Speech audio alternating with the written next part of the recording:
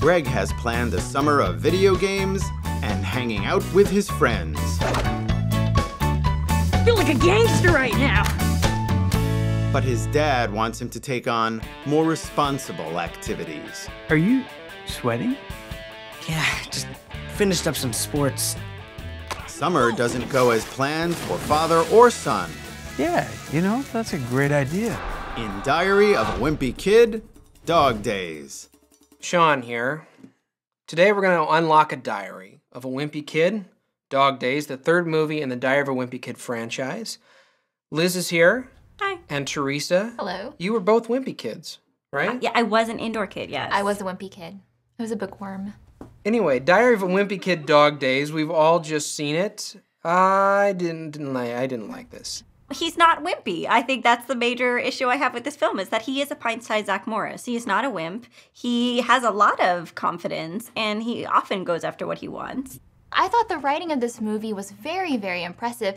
They took these moments that were very awkward that kids experience in adolescence, and they made it entertaining to watch. Not my adolescence. Yeah, I don't know what happened in your adolescence. I didn't think there was a single moment in the entire movie that rang true. I thought everything felt like it was written. Everything felt like it came out of a movie script and somebody said, hey, kids, wouldn't it be funny if this happened to you? Let's look at the message for the whole film. What is the film trying to say? It's a flimsy message. That's not true. The film's message was about his relationship with his father. Like, he didn't really understand his father and how he's connecting with him. Like, that was the major storyline there. I actually find this kid, Greg, played by Zachary Gordon, to be pretty unlikable. I mean, he's basically lying through the entire movie. He's pretending to be other people that he's not. So the connection he forms with his dad at the end of the movie is not that he's learned a lesson from being a liar or being deceitful, but he just fesses up to it. And so his dad respects him for that.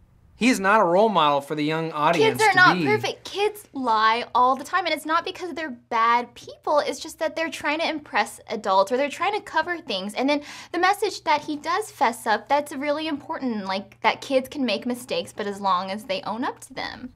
I think he's kind of irritating too, but... No, it's not irritating. Are you talking about me or the kid? No. But I think there's a lot of easy jokes in this script, too. I mean, there's a lot of pee jokes. There's like, oh, we go in a pool and all the kids pee. Right. And then it's, you know, the brother is like typical bully. And then, you know, Holly's older sister is like prototypical teeny bopper. Every single joke was expected and predictable.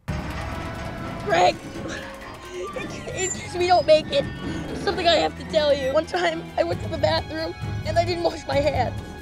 One time, I used your toothbrush to get dog poop off my shoe. Wait, what? When we were kids and, like, let's say Beethoven came out, those are such obvious jokes in the movie like Beethoven, but I loved that movie when I was a kid. So for an 8-year-old kid, they're experiencing something fresh. So they haven't seen these type of jokes before, and we have to look at it through that way.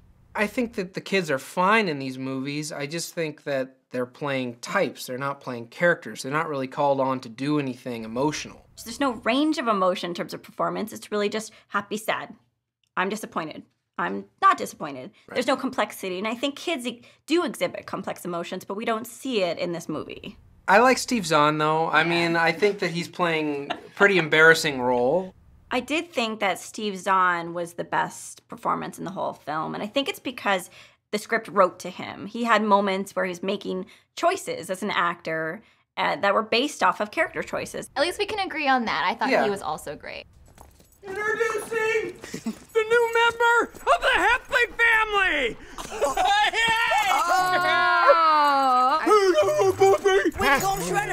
When we left the theater, I was thinking this is a stream-it. This is a low stream-it of a film.